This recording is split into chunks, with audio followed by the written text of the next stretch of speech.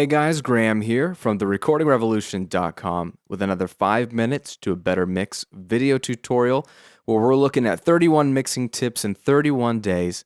And today's tip is about pre versus post fader sends. Okay, now when you're in a mixing situation, you're going to want to use sends. A send is a way to send a copy of a track, let's say a snare drum or even a whole drum bus, all the way through internally your mixing console or software to anything, to another track, to an effect, let's say like a reverb. You can use sends for almost anything you can imagine. And what you'll see on a send in any DAW, I'll bring up this send. This is my snare drum send. I'm sending it to a bus that dumps out at a reverb, okay? So I have a reverb up here that is on a stereo track, and it has a reverb that I like for my drums. And I've sent a copy of the snare to that reverb so you can hear some of the snare going through the reverb. Now, in Pro Tools, and your DAW may be the same or different, in Pro Tools, the default send is post fader. Okay, so if I just create a send, it's going to look like this.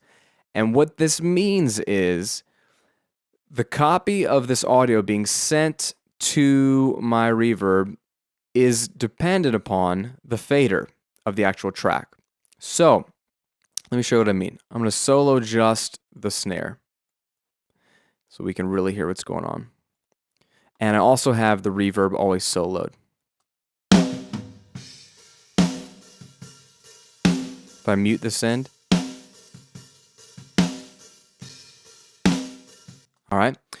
So with the send unmuted, it's in post fader by default, like I said. That means if I mute the snare track, you won't hear the reverb. You don't hear anything. If I turn down the volume of the snare track, you'll hear less snare reverb.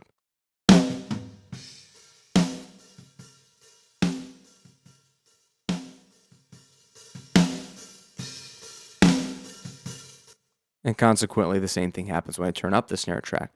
That seems normal, okay? And that's probably why Pro Tools defaults to this.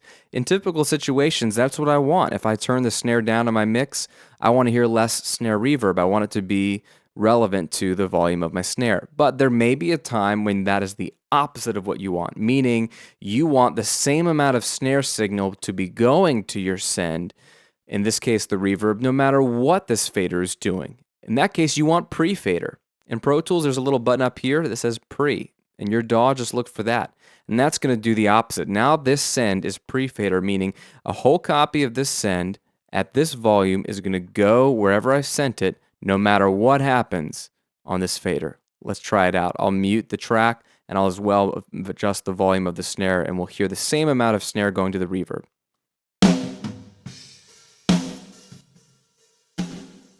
There's just the reverb.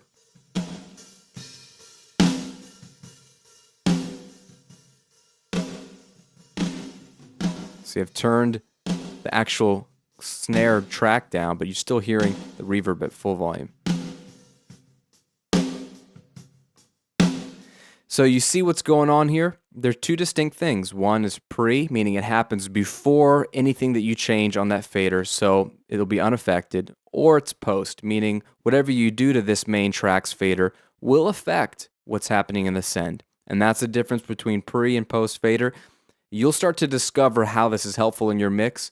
A quick tip in my mind is when you're sending a track to a bus that you want to mix as well or mix alongside for maybe some parallel compression or something, you probably want to be pre-fader because you want to be able to have a copy of that audio sent and be able to control it independently of the original track. So that's just a little tip for you. Hope that helps you guys in your mixes. And again, this is Graham here at therecordingrevolution.com. This has been 5 minutes to a better mix, and we will see you on the next video.